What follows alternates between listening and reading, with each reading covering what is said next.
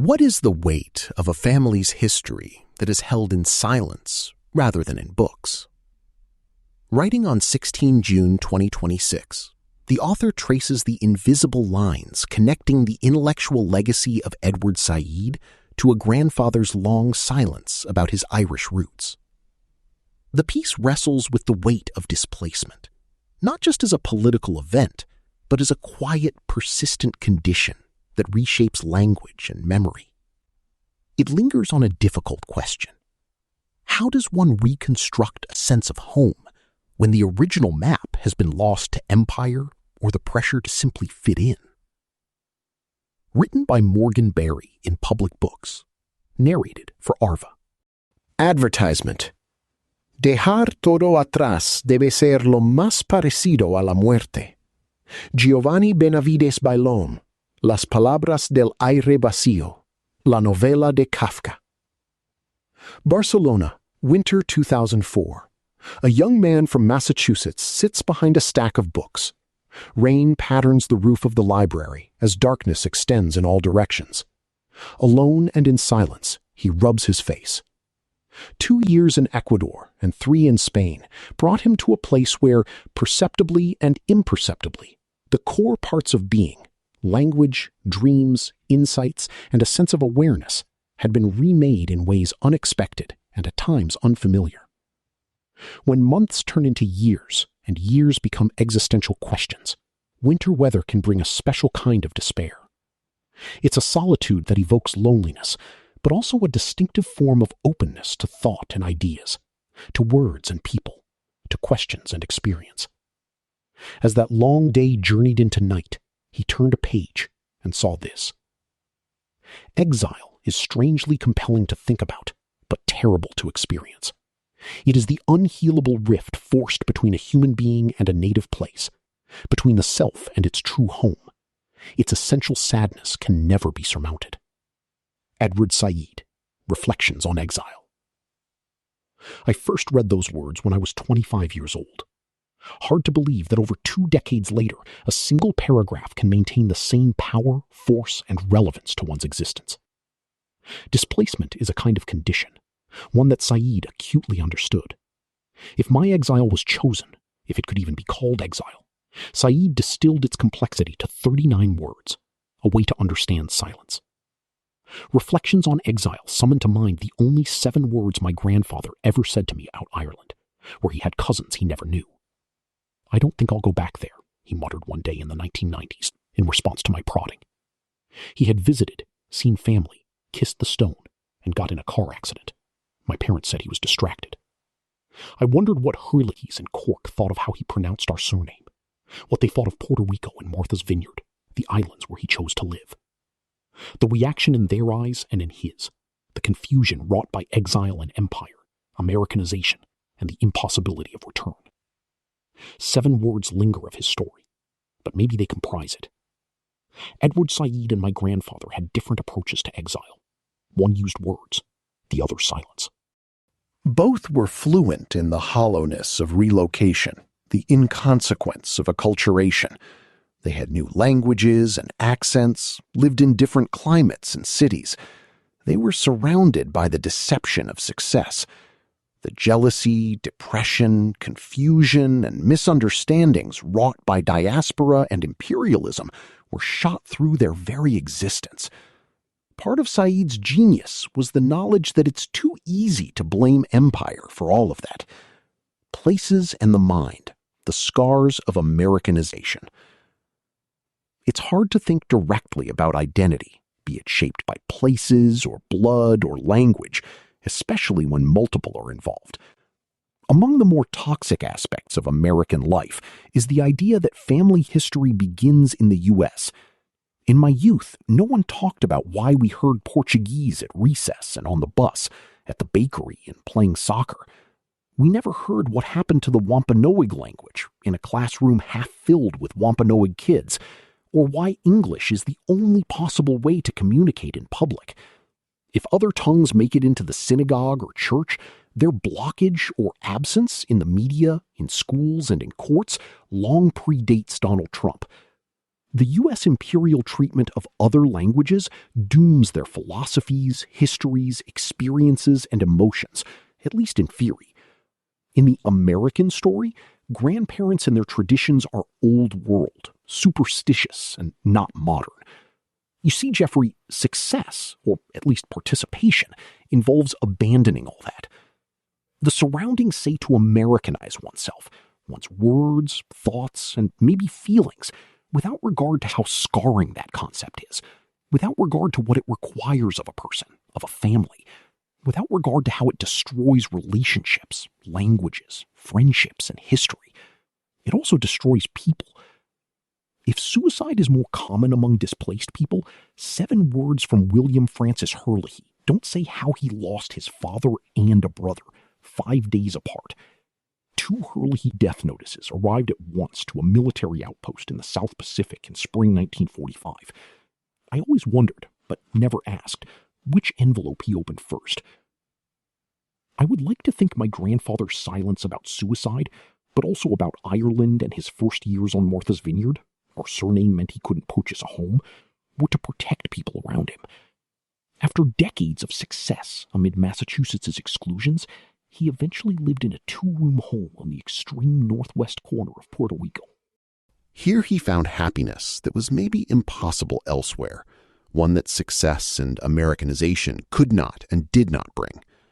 My wife says of his partiality for Aguadilla, "En Puerto Rico tu abuelo podía vivir sin que nadie le jodiera." In Puerto Rico, your grandfather could live without anyone messing with him. Almost 20 years ago, when I was hired in Mayaguez, my father helped me move. I drove the rental car to my grandparents' home, and we parked at 164 Calle A. I put the windows down. After a moment in silence, my father looked back at the hospital, then ahead toward the school. While it had been over a decade since I'd been to that spot, it was in my mind 6 months earlier as I wrote my grandfather's eulogy. Drop a clover from the shoreline of Punta Borinquen. As the tide goes out, it will float north with the Gulf Stream, pass a few miles off Martha's Vineyard, and wash up on the shores of Ireland. My grandfather's life took him on that path, from island to island to island, and now he will be laid to rest by the sea, with his beloved Hope. Then, in the early phases of the sickness that would take his life, my father showed me where his parents would go to the market, their favorite place for coffee and bread, the back streets and curiosities of Aguadilla, Isabela, and Mayaguez, and the UPRM campus. These are places I now know very well, places where I play with my sons and showed them what he showed me. My sons sometimes ask about our surname, about Ireland, about Massachusetts, and about their ancestors. It's hard to explain that the books available for these things are often misleading, that maps and words can't hold everything. "I will tell you what I will do and what I will not do," comments James Joyce in the guise of Stephen Dedalus. "I will not serve that in which I no longer believe, whether it calls itself my home, my fatherland, or my church. And I will try to express myself in some mode of life or art as freely as I can, and as wholly as I can, using for my defense the only arms I allow myself to use: silence, exile, and cunning." What makes the silence and the words of James Joyce, of William Francis Hurley, and of Edward Said incredible, crucibles of life and existence, of agony and understanding, is not merely what they achieve in sound and message, about the exclusions and pain and misunderstandings of exile. It's what they do so outside that limit, beyond description and the elucidation of things lived. Words have the power to create experience for others. I believe in that power and in its capacity to do good. Words can be more important than money and power, and they can bring together ideas with the ability to lower physical things like walls and guns. A few months after that rainy night in Catalonia, I reached out to Edward Said via email. ews1@columbia.edu is still in my Hotmail sent folder. I wanted to meet him, to ask questions, to talk about literature and art, the disruptions of exile, its impact on thought and being and writing and creativity. A cordial note eventually came back from a secretary handling his account. As I clicked, my expectation was to see his words in relation to mine. But I got a gut punch. a critical north, but also a hero in a profession that lacks them. Gone. I regret to inform you that Edward Said passed away on September 25th, 2003. This email account is currently being monitored on a limited basis for essential matters. I wonder what Edward Said would think of AI, of Donald Trump, of October 7, of PROMESA and Puerto Rico, of Sinn Féin and the long and slow fall of the House of Paisley. Corchaic Irish Republican Michael Collins, my father and eldest son's namesake, believed that before insurmountable power and violence, our only weapon is refusal. It is what, quote, gives us freedom. Not the ultimate freedom that all nations desire, but the freedom to achieve it. 1922. Edward Said refused paralyzed gestures of aestheticized powerlessness in favor of action. But what action? There is much in his words from Dublin in 1999. I am so grateful to Ireland, he said, especially for its literary and cultural example. You have had many more years of imperialism than we have had, and you have produced a fabulous culture of resistance and an extraordinary spirit, a, quote, cultural effort, which I think is much more important than arms and armed struggle. Said envisioned Ireland as a benchmark for decolonization. After the Free State, 1922, came the Republic of Ireland, 1949, and European Union citizenship, 1973. Net emigration would shift to immigration in the 1990s, while divorce and same-sex unions were legalized, 1996 and 2015, and the Good Friday Agreement, 1998, effectively ended the Troubles. Today, Ireland has excellent public health care, free higher education, very little crime, and no right to bear arms. Do Dublin, Derry, and Cork have a case vis-a-vis Boston, London, and Zurich to experience something like what Michael Collins imagined? Would James Joyce return? Dienta na fianna, caith mi aura sa veorum fuishin. Perhaps a homecoming would be marked by car accidents and distraction. Albeit incomplete, Ireland's decolonization has changed things in the diaspora too, while our family life in Massachusetts once deflected any mention of Ireland. After all, we are Americans now, right? Seiranach Éireannach has been reclaimed in a new generation. In this, Said saw not just an Irish triumph, but a decolonial template for places like Puerto Rico, Palestine, Catalonia, Xinjiang, Basque Country, or Western Sahara. Edward Said asks the colonized and the colonizer to take each other seriously. He believed in the power of culture and experience and promoted music and language as bridges. What Said recognized about Ireland, cultural gifts, intellectual leaders, committed people, are applicable beyond a single colonized island because they are human strengths, repeatable in example. Are lost causes the only ones worth fighting for? Long before I thought about the strange, irrational links between privilege, empire, talent, exclusion, and opportunity, as a boy on Martha's Vineyard in Cape Cod, I could sense how the whims of summer people, some are not, as the Eel Pond Bridge graffiti says, overwhelm the needs of townies, needs like affordable food, housing.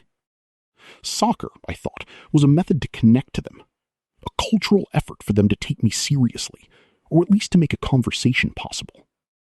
My commitment to their sport, football would become my own, didn't achieve much for townies in Falmouth, Mashpee, or Oak Bluffs. But lost causes can be worthwhile. Soccer and music and words are gestures that can embody a vision for a future with shared parts. There is an integrity to this when it fails. Shared cultural passions may not challenge injustice, but they can make mutual experience possible.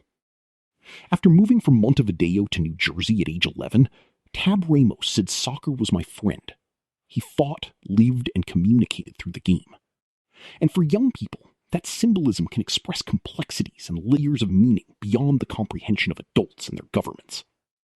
Many believe that in places like Derry, New Jersey, and Al-Quds Asharkia, the real border is in people's minds.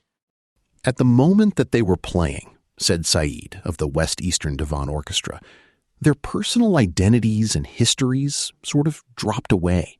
They became sort of irrelevant. What's relevant is what they are doing towards you. A few years ago, the Modern Language Association had an Edward Said retrospective. I mostly listened in silence, hoping that Said's memory would alleviate the politics and tensions of the day. My question for the panel was about Said as a person, as a colleague, and as a friend. What struck me about Bruce Robbins' response was how his voice faltered as he began to speak. Those are important moments. Having dedicated much of my life to teaching, writing, and thinking about the organizational power, the emotional charge, and the restorative and revelatory capacity of words, to say nothing of their mis/understandings, sometimes what surrounds them, a pause, a stutter, a gasp, can outline part of the enormity that lies beyond language and its narratives. If exile is feeling like you are outside a narrative, words can create experiences with depths to replenish part of that emptiness. But the emptiness of exile is part of a design. Worlds are planned. People in them are excluded. As Western governments create new forms of exile, Said's understanding of that fact is yet a rudder. We should strive, even if it is a lost cause, to undo exclusion through democratic participation and forms of citizenship that diverge from the old ways, the ways that have commitments to borders instead of people. Maybe words can do that much. This article was commissioned by Ben Platt.